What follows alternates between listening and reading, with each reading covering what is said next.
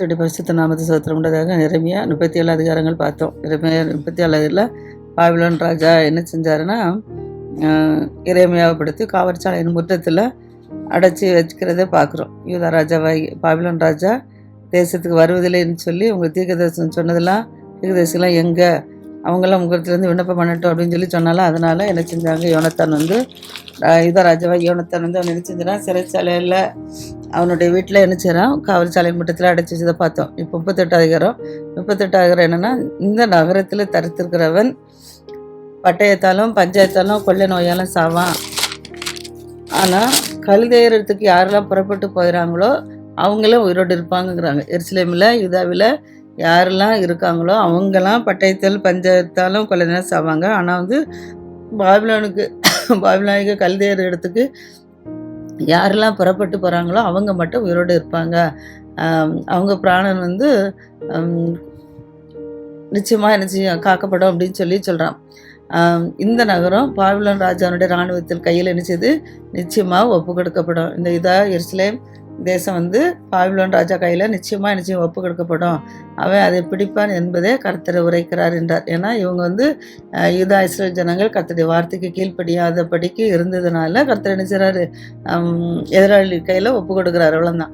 அவங்க கீழ்ப்படிஞ்சு மனம் திரும்பி இருந்தால் ஒப்பு கொடுக்கப்பட மாட்டாங்க. கீழ்ப்படியாததுனால கர்த்தருடைய வார்த்தை கீழ்ப்படியாததுனால கர்த்தர் அவர்கள் நினைச்சாரு பிரசாதிகள் எதிராளிகள் கையில் ஒப்பு கொடுக்குறாரு. அதனால தான் கர்த்தர் சொல்கிறாரு, நீங்கள் அங்கே போனால் புறப்பட்டு போனால் நீங்கள் உயிரோடு இருப்பீங்க, அங்கே போகலை அப்படின்னா நீங்கள் எல்லாருமே செத்து போவீங்க அப்படின்னு சொல்கிறாரு. அக்கினிக்கு இரையாக்கப்படும் தேசம் அப்படின்னு சொல்கிறாப்புல. எரேமியா இந்த வார்த்தைகளை எல்லா ஜனத்தோடும் சொல்லி கொண்டு இந்த வார்த்தைகளை மாத்தானின் குமாரனாகிய செப்பத்தியா, பஸ்கூரின் குமாரனாகிய கெதலியா, செலேமின் குமாரனாகிய யூகால், மலிகாவின் குமாரனாகிய பஸ்கூர் இதெல்லாம் என்ன செய்கிறாங்க, இதை கேட்குறாங்க. பஸ்கூர்லாம் இதை கேட்டுட்டு கேட்குறாங்க. அப்பொழுது பிரபுக்கள் ராஜா நோக்கி சொல்கிறாங்க, இந்த மனுஷன் நினச்சேன்னா நிச்சயமாக கொலை செய்யப்படணுங்கிறாங்க. ஏன்னா இப்படி சொல்கிறாலும் அங்கே போனால் பாதுகாக்கப்படுங்களா செத்து போயிருன்னு சொல்கிறாலாம். இதனால் இந்த பிரபுக்கள் கோபத்தில் என்ன சொல்கிறாங்கன்னா, இந்த ராஜா இவனை என்ன செய்யணும், இவங்க கொல்லப்படணும் அப்படின்னு சொல்லி ராஜாவிட்ட அது உத்தரக்கூடும் அப்படின்னு சொல்லி கேட்குறாங்க. இந்த நகரத்து ஏன்னா அவன் இந்த நகரத்தில் யாரெல்லாம் மீதியாக இருக்கிறவங்களெல்லாம் என்ன செய்கிறான், மீதியாக இருக்கிற இந்த யுத்த மனுஷர்கள் இடத்திலும் மற்றுமுள்ள சகல ஜனங்களிடத்திலும் இப்படிப்பட்ட வார்த்தைகளை சொல்லுறதுனால அவர்களுடைய கைகளை நினச்சது தளர்ந்து போக பண்ணுறான். அதனால் இவன் நம்முடைய தேசத்துக்கு சேமத்தை தேடலை, இவன் நமக்கு கேட தான் நினச்சிக்கிறான், தேடி கொண்டிருக்கிறான். அதனால் நிச்சயமாக என்ன செய்யணும், கொலை செய்யப்பட வேண்டும் அப்படின்னு சொல்லி பிரபுக்கள் நினச்சிறாங்க. இப்போ யூதா ராஜாவாக எவனான்ட்டு சொல்கிறாங்க. அப்போ யுதராஜாவாக சிதேக்கியாட்ட சொல்கிறாங்க. அதுக்கு சிதேக்கியா ராஜா சொல்கிறான், இவன் என்ன செய்கிறான், உங்கள் கையில் இருக்கிறான், உங்களுக்கு விரோதமாக ராஜா என்ன செய்யக்கூடாது, ஒன்றும் செய்யக்கூடாது, உங்கள் கையில் தான் இருக்கிறான்னு சொல்கிறாப்புல. அதுக்கு எரேமியாவை பிடித்து உடனே என்ன செய்கிறாங்க, இப்போ காவற்சாலையின் முற்றத்தில் என்ன செய்கிறாங்க, முற்றத்துலேருந்து அவனை காவற்சாலை முற்றத்தில் இப்போ இருக்கிறான், அவனை பிடிச்சி என்ன செய்கிறாங்க, மலிகாவினுடைய துறவில் என்ன செய்கிறாங்க, கொண்டு போடுறாங்க. அமிலையின் குமாராகிய மலிகாவுடைய துறவுல கொண்டு போடுறாங்க. அந்த துறவுல அவன் என்ன செய்றாங்க, கயிறுகளினால கட்டி அவனை என்ன செய்றாங்க, இறக்கி விடுறாங்க. காரணம் அந்த இதில் துறவுல தண்ணீர் இல்லாத உலையா இருக்குது. உலையானா சேரி சகதியாக நினச்சது இருக்குது. அந்த உலையில என்ன செய்றாங்க, கயிறு கட்டி அவனை என்ன செய்றாங்க, இறக்குறாங்க. அவன் அந்த சேற்றில் என்ன செய்றான், அமிழ்ந்து விட்டான். இந்த சமயத்தில் எரேமியாவை இப்போ நினச்சிறாங்க, துறவில் போட்டுட்டாங்க அப்படின்னு செய்து ராஜாவின் அரண்மனையில் இருந்த எத்தியோப்பியனாகிய எபேத் மெலத் நினைச்சிறான். எபேத் மெலத் என்னும் பிரதானி நினைச்சிறான். இதை கேள்விப்பட்டவுடனே ராஜாட்ட போகிறான். ராஜா இப்போ எங்கே இருக்கிறாருன்னா, பென்யமின் வாசலில் உட்காந்துருக்கிறாரு. பென்யமின் வாசலில் ராஜா இருக்கிறாரு. ராஜாட்ட போய் இந்த எபேத் மெலத் என்ன சொல்கிறான், பிரதானி போய் சொல்கிறான், என்ன அப்படின்னா, இவன் ராஜாவாயின் ஆண்டவனே, இந்த புருஷர் இவங்களை நினைச்சாங்க, எரேமியா தீர்க்கதரிசி நினைச்சாங்க, துறவில் போட்டுட்டாங்க. போட்டது தகாதை செய்ய இருக்கிறது. அதனால் இவன் அங்கே போட்டாச்சுன்னா இவன் துறவில் கடந்து அந்த சேற்றுல கடந்து பட்டினியாக சாவான். அவன் பட்டினியாக செத்தாச்சுன்னா இனி நமக்கு நகரத்தில் அப்பவுமே கிடைக்காது அப்படின்னு சொல்லி நினைச்சான். அந்த லேத்து நினைச்சான் சிதேக்கியா ராஜாட்ட சொல்கிறான். சொன்னோடனே ராஜா இப்போ சிதேக்கியா மெலேக்கனும் எத்தியோப்பியனாகிய பார்த்து சொல்கிறாரு, நீ இவ்விடத்துலேருந்து ஒரு 30 பேரை அழைச்சிட்டு போ, 30 பேரை அழைச்சிட்டு போய் என்ன செய்யுது, அவனை அந்த சேற்றுலேருந்து அவனை தூக்கி விட்டுரு அப்படின்னு சொல்லி சொல்கிறாரு. அவன் சாகாதுக்கு முன்பாக சாகருக்கு முன்பாக துறவிலேருந்து அவனை மேலே தூக்கி விட்டுரு அப்படின்னு சொல்கிறாரு. அந்த வார்த்தையை கேட்ட உடனே இப்போ நிறைய எபேத் மேலேத்து நினைச்சிடறான். ராஜா சொன்னபடியே 30 பேரை கூட்டிக்கிட்டு நினைச்சிடறான், போகிறான். அது போகிறதுக்கு முன்னால் இப்போ சேட்டு சகதியில் இருக்கிறான், அவனை தூக்கணும். யாரும் உள்ளே இறங்கினா அவங்களே நினைச்சிடறான், அமிழ்த்துறோம். அப்போ அதை எப்படி அவனை வெளியில் தூக்கணும் அப்படிங்கிறதுக்காக வேண்டிய நினைச்சிடறான்னா கயிறு கட்டி தான் நினைச்ச முடியும், வெளியில் இழுக்க முடியும். அப்போ கயிறு கட்டி இழுக்கும் போகும்போது ஏற்கனவே சேரில் இருக்கும்போது நினைச்சது அது டயர்டாக இருக்கும், நல்லா இருகலாக பிடிச்சிருக்கும். அப்போ அதுலேருந்து கயிறு கட்டி இழுக்கும்போது அவன் சரீரமும் நினைச்சது புண்ணாயிரும். அதனால என்ன செய்கிறாங்கன்னா துணி அரண்மனையில் கிழிந்து போன பழம்படவை இருக்கும்ல, அரண்மனையில் பொக்கிஷ சாலை வைக்கக்கூடிய இடத்துல கிழிந்து போன பழம்புடவைகள், கந்தை துணிகள் இதெல்லாம் என்ன செய்கிறான் எடுத்துகிட்டு வரான். எடுத்துகிட்டு வந்து அதை என்ன செய்கிறான் கயிறுகளினால் எரேமியாவுக்கு என்ன செய்கிறான் துறவண்டில் இறக்கிறான். கயிறில் அந்த துணியை கட்டி இறக்கியாச்சுன்னா அவன் என்ன செய்யறான் அது அக்குள்ளே என்ன செஞ்செல்லாம் வச்சுக்கிடலாம். அப்போ அந்த இது என்ன செய்ய கயிறு இழுக்கும் போது அது என்ன செய்யுது அவனுக்கு அழுத்தாது. அதனால என்ன செய்யறான் அந்த அப்படி பழம்புடவைகளையும் கந்தை துணியிலையும் எடுத்து கயிறில் கட்டி அதை இறக்கி என்ன செய்யறான் எரேமியாவுக்கு துறவண்டில் என்ன செய்கிறாங்க இறக்கி விடுறான். இப்போ எபேத் மேலேத் என எத்தியோப்பியன் எரேமியாவுடனே அந்த அதை இறக்கி விட்டு உடனே இப்போ அவன் என்ன செய்கிறான் அதை பிடிச்சிட்டு என்ன செய்கிறான் மேலே வந்துடுறான். இப்போ அவனை தூக்கி விட்டாச்சு, மேலே தூக்கி விட்டாச்சு. எரேமியா இப்போ என்ன செய்கிறான் திரும்ப அந்த காவல் சாலையின் முற்றத்துக்கு என்ன செய்கிறான் வரான். நல்லா இருந்த இடத்துக்கு காவல் சாலை இடத்துக்கு என்ன செய்கிறான் முற்றத்துலேருந்து வரான். அங்கே கொண்டு வைக்கிறாங்க. இப்போ சிதேக்கியா ராஜா எரேமியா தீர்க்கதரிசி என்ன செய்கிறான் கர்த்தருடைய ஆலயத்தில் இருக்கும் 3ஆம் வாசல்ல தன்னிடத்துக்கு வரவழைக்கிறான். கர்த்தருடைய ஆலயத்தில் சிதேக்கியா இருக்கிறாரு 3ஆம் வாசல்ல. அங்கே இருந்து எரேமியா காவல் சாலை முற்றத்தில் இருக்கிற எரேமியாவை என்ன செய்கிறாரு கூப்பிட்டு சொல்கிறாரு, நான் உன்னிடத்துல ஒரு காரியம் கேட்குறேன், நீ எனக்கு ஒன்றும் என்ன செய்யக்கூடாது மறைக்கக்கூடாதுங்கிறான். ஏன்னா எபேத் மேலே சொல்கிறேன்னா வந்து நான் சேட்டில் இறங்கி செத்து போயிட்டான்னா நகரத்துக்கு அப்போ கிடைக்காது இப்படிலாம் சொல்கிறான்ல. அதனால் இப்போ வந்து அப்போ எரேமியாட்ட கர்த்தர் இருக்கிறார் அப்படின்னு சொல்லி சிதேக்கியா என்ன செய்கிறான்னா அவனை வந்து ஆலயத்தில் 3ஆம் வாசலுக்கு வர வச்சு அவன் வந்து விசாரிக்கும்போது எரேமியா என்ன சொல்கிறான் அப்படின்னா,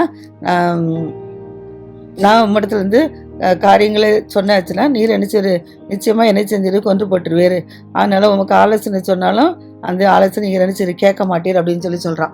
அப்போ சிதேக்கியா ராஜா சொல்கிறான், இல்லை நான் வந்து என்ன செய்கிறேன் உன்னை வந்து கொல்ல மாட்டேன், ஒன்று பிராணனை யாரெல்லாம் வாங்க தேடுறாங்களோ அவங்க கையிலே நான் ஒன்று என்ன செஞ்சேன் நான் ஒப்பு கொடுக்க மாட்டேன். நமக்கு இந்த ஆத்துமாவை உண்டு பண்ணின கர்த்தருடைய ஜீவனை கொண்டு நான் சொல்லுகிறேன் அப்படின்னு சொல்லி எரேமியாவுக்கு என்ன செய்கிறான் ரகசியமாக என்ன செய்கிறான் ஆணையிடுறான். நான் யார்ட்டையுமே சொல்ல மாட்டேன், நம்ம ஜீவன் தந்த கர்த்தர் பேரில் உனக்கு நான் ஆணையிடுறேன், உன்னை நினச்ச மாட்டேன், இதில் கையிலேயே நான் ஒப்பு கொடுக்க மாட்டேன் அப்படின்னு சொல்கிறான். அப்படி சொன்ன உடனே ஆணையிடுறான். உடனே இப்போ எரேமியா சிதேக்கியாவை நோக்கி சொல்கிறான், நீர் பாபிலோன் ராஜாவின் பிரபுக்கள் அண்டைக்கு புறப்பட்டு போனார். பாபிலோன் தேசத்தில் பிரபுக்கள் இருக்கிற இடத்துக்கு நீங்கள் நினச்சிட்டு புறப்பட்டு போனால் உம்முடைய ஆத்மா நிச்சயம் உயிரோடு இருக்கும். இந்த பட்டணம் நிச்சயம் அக்கினியால் சுட்டரிக்கப்படாது, நீரும் உம்முடைய குடும்பமும் உயிரோடு இருப்பீங்க. ஆனால் நீர் பாபிலோன் ராஜாவின் பிரபுக்களுக்கு நீ புறப்பட்டு போகலை அப்படின்னா இந்த நகரம் வந்து கல்தேர் கையில் நிச்சயம் ஒப்பு கொடுக்கப்படும். அப்போ அவங்க வந்து நகரத்தை என்ன செய்வாங்க அக்கினியால் சுட்டரிக்கப்படுவாங்க. அந்த இந்த நகரத்தில் இருக்கிற யாருமே நினைச்ச முடியாது, தப்பி போக முடியாதுன்னு சொல்லி சிறைங்காத்து சொல்கிறார் அப்படின்னு சொல்லி எரேமியா இப்போ யார்கிட்ட சிதேக்கியாட்ட சொல்கிறாரு. உடனே சிதேக்கியா ராஜா எரேமியாவுக்கு சொல்கிறாரு, கல்தேர்களே சேர்ந்து போன யூதர்கள் கையில் என்னை பரியாசம் பண்ண ஒப்பு கொடுப்பார்களுங்க. ஏன்னா இப்போ நிறைய பேர் கல்தேரை சேர்ந்து நினச்சிடாங்க போயிட்டாங்க யூதர்கள். அப்போ அவங்க என்னை வந்து நினச்சிவாங்க என்னைய நாங்கள் வந்து என்ன ஃபஸ்ட்டு போகும்போது போகலை, ஆனால் இப்போ போகலைன்னா அவங்க என்ன செய்வாங்க என்னைய பரியாசம் பண்ணுவாங்களோ அப்படின்னு சொல்லி கேட்குறாங்க. அது சொல்லி பரியாசம் பண்ண என்னை ஒப்பு கொடுப்பார்களோன்னு சொல்லி நான் நினச்சிறேன், நான் ஐயப்படுறேன் அப்படின்னு சொல்கிறான். அதற்கு எரேமியா சொல்கிறான், உண்மை என்ன செய்ய மாட்டாங்க ஒப்பு கொடுக்க மாட்டாங்க, நான் உம்மிடத்து சொல்கிற கர்த்தருடைய வார்த்தைக்கு என்ன செய்யும் நீர் செவி கொடும், அப்பொழுது அது இருந்து உமக்கு நன்மையாக இருக்கும், உம்முடைய ஆத்துமா பிழைக்கும். நான் புறப்படுறதில்லை என்கிறான்னு கர்த்தர் எனக்கு தெரியப்படுத்தின வார்த்தை. நீ கர்த்தருடைய வார்த்தையின்படி செவி கொடுத்து போனால் உமக்கு நன்மை கிடைக்கும்.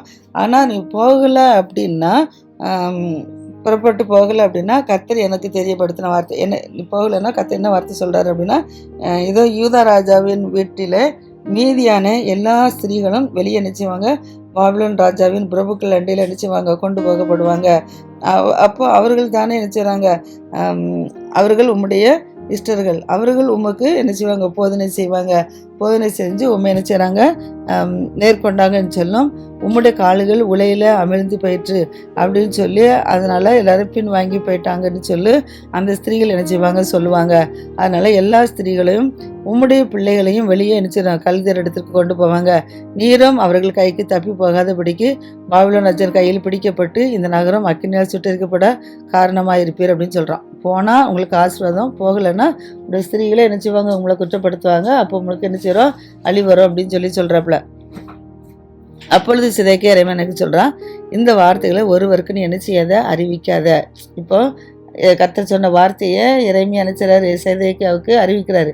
இந்த வார்த்தையை நீ என்ன செய்யாத, யாருக்கும் நீ சொல்லாதன்னு சொல்கிறார். பிரபுக்களுக்கு அறிவிக்க வேண்டாம், நான் உன்னை என்ன செய்ய மாட்டேன், கொல்ல மாட்டேன் அப்படின்னு சொல்கிறான். சொல்லிட்டு சொல்கிறான், அவங்க பிரபுக்கள் வந்து உன்னோட ராஜா வந்து உன்னிட்ட என்ன பேசினார் அப்படின்னு சொல்லி கேட்டாங்க அப்படின்னா நீ என்ன சொல்லணும் அப்படின்னா, நான் யோனத்தானுடைய வீட்டிலே சாகாதபடிக்கு ராஜா இடத்துல நான் அங்கே என்னையை அனுப்ப வேண்டாம், அந்த காவல்சாலை முற்றத்தில் நான் இருந்துக்கிடுறேன், அங்கே யோனத்தான் வீட்டுக்கு என்னை என்ன செய்ய வேண்டாம், அனுப்ப வேண்டாம்னு சொல்லி நான் வந்து அவருடைய முகத்துக்கு விண்ணப்பம் பண்ணேன்னு சொல்லி அப்படின்னு சொல்லிடுவான்.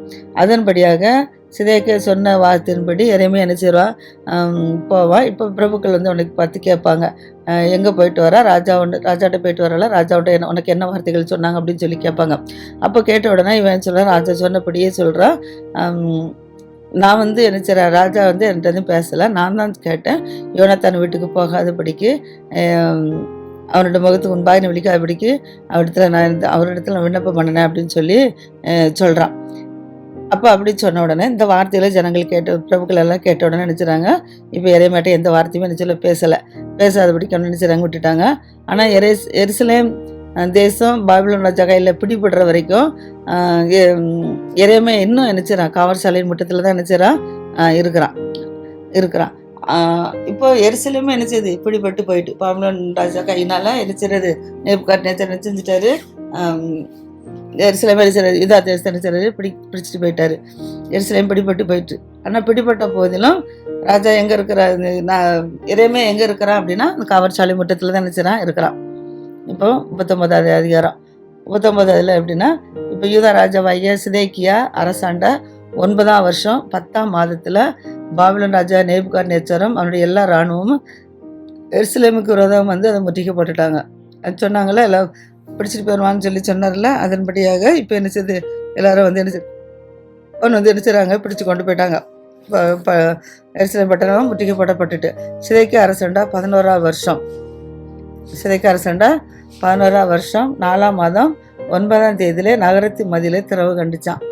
அப்பொழுது பாபிலோன் ராஜாவின் பிரபுக்களாகிய நெர்கல் சரேசர், சம்கார் நெபோ, சர்கேகிம், ரப்சாரிங், திர்கல் சரேசர், ரப்மாக் என்பவர்களும் பாபிலோன் ராஜாவின் மற்ற எல்லா பிரபுக்களும் உட்பிரவேசித்து நடுவாசலில் இருந்துட்டாங்க.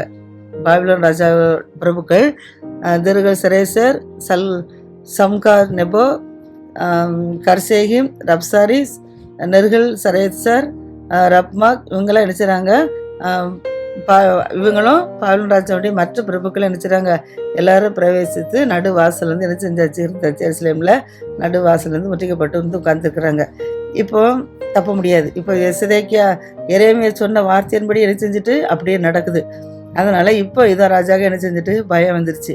பயம் வந்த உடனே இப்போ யூதா ராஜா என்ன செய்றான், சிதைக்கியாவும் மற்ற ஜனங்களும் யுத்தத்துக்கு வந்திருக்கிறாங்களோ அதை பார்த்த உடனே இப்போ என்ன செய்றான், ஓடி போய் காலத்தில் என்ன செய்றான், ராஜாவுடைய தோட்டத்து வெளியே, வீட்டு வாசல் வெளியே போகல வந்து அவங்க தான் நகரத்தில் நடுவுலேருந்து உட்காந்துருக்காங்களா, பிடிச்சிருவாங்கல்ல.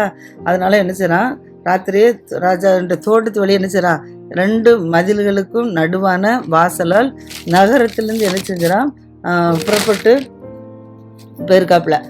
அவன் வயல்வெளியின் வழியே என்ன செய்றான், இப்போ போயிட்டான். சிதைக்கு என்ன செஞ்சுட்டான், வயல்வெளி வழியே அனுப்பிச்சிடான், தோட்டத்தின் வழியே போய் வயல்வெளியே அனுப்பிச்சிடான், வெளியே புறப்பட்டு போயிட்டான். ஆனாலும் கல்தையருடைய இராணுவம் அவர்களை நினைச்சது பின்தொடர்ந்து வருது. கல்தையருடைய இராணுவம் பின்தொடர்ந்து வந்து எரிகோவின் சமபூமியில் சிதைக்கியாவை நினைச்சாங்க, கட்டி பிடிச்சி அவனை நினைச்சாங்க ஆமா தேசத்தின் ஊராகிய ரிப்லா கொண்டு போகிறாங்க. ரிப்லா கொண்டு போய் பாபிலோன் ராஜாவாகிய நேபுகாத்நேச்சர் என்ன செய்கிறாங்க, கொண்டு போய் விட்டாச்சு. கொண்டு விட்டோன்னே இப்போ அவனை என்ன செய்கிறாங்க, அங்கே அவன் இருக்கிறான். இந்த சமயத்தில் பாபிலோன் ராஜாவாகிய ரிப்லாவிலே பாபிலோன் ராஜா ரிப்லா என்ற இடத்துல கொண்டு சிதேக்கியாவின் குமாரரை என்ன செய்கிறாங்க, சிதேக்கியாவுடைய கண்களுக்கு முன்பாக அவனை என்ன செய்கிறாங்க, வெட்டி கொண்டு போடுறாங்க. சிதேக்கியாவுடைய பிள்ளைகளை சிதேக்கியா கண்களுக்கு முன்பாக ரிப்லாவில் என்ன செய்கிறாங்க, பாபிலோன் ராஜா ஆட்களை வச்சு என்ன செய்கிறான், வெட்டி கொண்டு போடுறான். யூதா பிரபுக்கள் அனைவரையும் என்ன செய்கிறான், பாபிலோன் ராஜா வெட்டுறான். இப்போ இறைமையை சொன்னபடி அப்படியே நினைச்சது நடக்கு. யூதா பிரபுக்கள் அனைவரையும் நினைச்சிடான், பாபிலோன் ராஜா வெட்டுறான். சிதேக்கியாவின் கண்களை நினைச்சுதான் குருடாக்கிட்டான். சிதாக்கு 2 கண்களையும் கெடுத்து அவனை பாபிலோனுக்கு போக அவனுக்கு 2 வெண்கல விளக்குகளை என்ன செய்கிறாங்க, போடுறாங்க. இல்லைன்னா மற்றபடி தப்பிச்சிடக்கூடாதுல ராஜா இல்லை, அதனால அவனுக்கு கண்களை கெடுத்து அவனுக்கு 2 வெண்கல விலங்குகளை போட்டு கழுதையர் ராஜாவை நினைச்சிடான் அரண்மனையும் போட்டு அவனை கொண்டு போகிறாங்க. இதே சமயத்தில் அவனோட இருந்த அரண்மனை, சிதேக்கியா ராஜா இருந்த அரண்மனை, ஜனங்களுடைய வீடுகள் எல்லாமே என்ன செய்கிறாங்க, இப்போ அக்கினியெல்லாம் என்ன செஞ்சுறாங்க, சுட்டரிச்சிட்டாங்க. எருசலேம் மதில்களையும் என்ன செஞ்சுட்டாங்க, எடுத்து போட்டாங்க. மதில்கள்லாம் கோட்டைச்சுவர் என்ன செய்வாங்க, ஒவ்வொரு பட்டணத்துக்கும் தேசத்துக்கும் என்ன செய்து மதில் சுவர்கள் உண்டு. அதை என்ன செய்கிறாங்க, அதையும் என்ன செய்கிறாங்க, இடித்து போட்டுட்டாங்க. இப்போ நகரத்தில் தங்கியிருந்த ஜனங்கள் தன் பட்சத்தில் என்ன சொல்லலாம் ஓடி வந்து, இப்போ நகரத்தில் தங்கியிருந்த ஜனங்கள்லாம் இப்போ நேபுகாத்நேச்சார் பட்சத்தில் யாரெல்லாம் ஓடி வந்தாங்களோ அவர்களையும் மீதியான மற்ற ஜனங்களையும் காவல் சேனாதிபதியாக நேபுசராதான் பாபிலோனுக்கு சிறைகளாக என்ன செஞ்சான், கொண்டு போகிறான். நகரத்தில் தங்கியிருந்த ஜனங்கள் அடுத்துல மீதியான மற்ற ஜனங்களையும் காவல் நேபுசராக இருந்தா பாபிலோனுக்கு சிறையாக கொண்டு போகிறான். எல்லாத்தையும் வெட்டி கொண்டு போட்டாங்கல்ல, மீதி இருக்கிறவங்கள என்ன செய்கிறாங்க, அங்கே சிறையாக கொண்டு போகிறான்.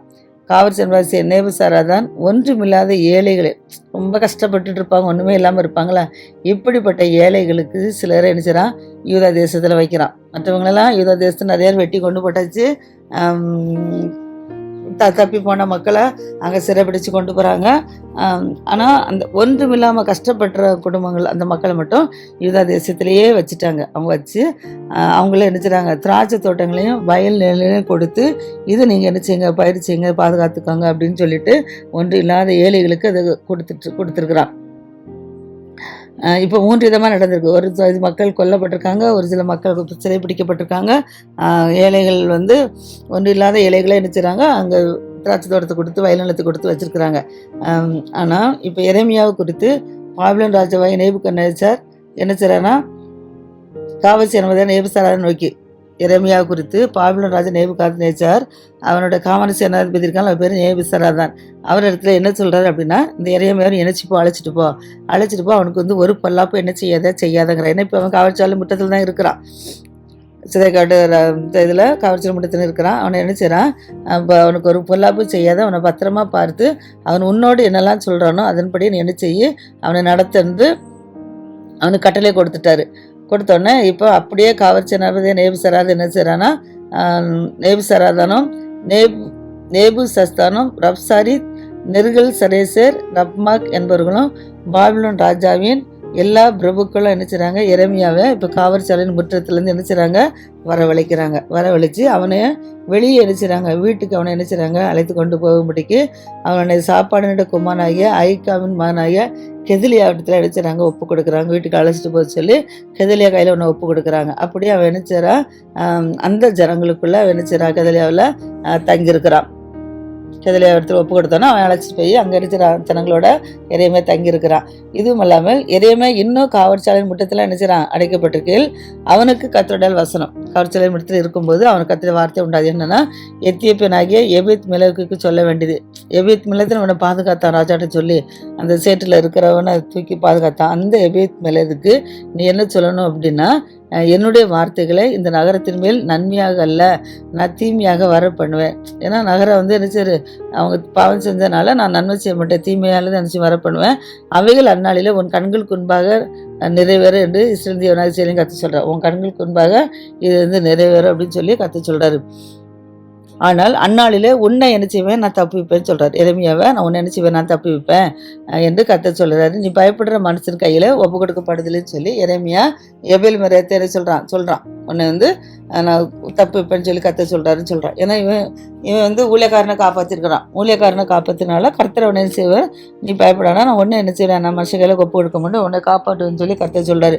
உன்னை நிச்சயமாக விடுவிப்பேன், நீ பட்டயத்துக்கு இரையாக மாட்டா, நீ நம்பினபடியால் உன் பிராணன் உனக்கு கிடைத்த கொள்ளை பொருளை போல உனக்கு இருக்கும் என்று கர்த்தர் சொல்லுறான்னு சொல்லி எரேமியா சொல்றாரு. எபேத் மேலேக்கு சொல்கிறான், ஊழியக்காரனை காப்பாற்றின எபேத் மேலேக்கு கர்த்தருடைய வார்த்தை அவனுக்கு பாதுகாப்பு கிடைக்கும். அடுத்தபடியாக 40 அதிகாரம் 40 என்ன சொல்கிறான்னா, இப்போ பாபிலோனுக்கு கொண்டு போகும்படி எருசலேமிலும் யூதாவிலும் சிறைகளாக பிடிச்சி வச்சுருக்கிறாங்களா இந்த ஜனங்களுக்கும் விலங்கிடப்பட்ட உங்களுக்கு விலங்கு போட்டிருக்காங்க. விலங்கு போட்டு தான் அவங்களை என்ன செய்கிறாங்க, அங்கே கொண்டு போகிறாங்க. அந்த எரேமியாவே காவற்சிறைந்த நெபுசராத்து என்ன செய்கிறான், விடுதாக்குறான். இப்போ அவங்கள சிறைகளை பிடிக்கி வழங்கி போடப்பட்டு ஜனங்கள்லாம் கொண்டு போகிறாங்க.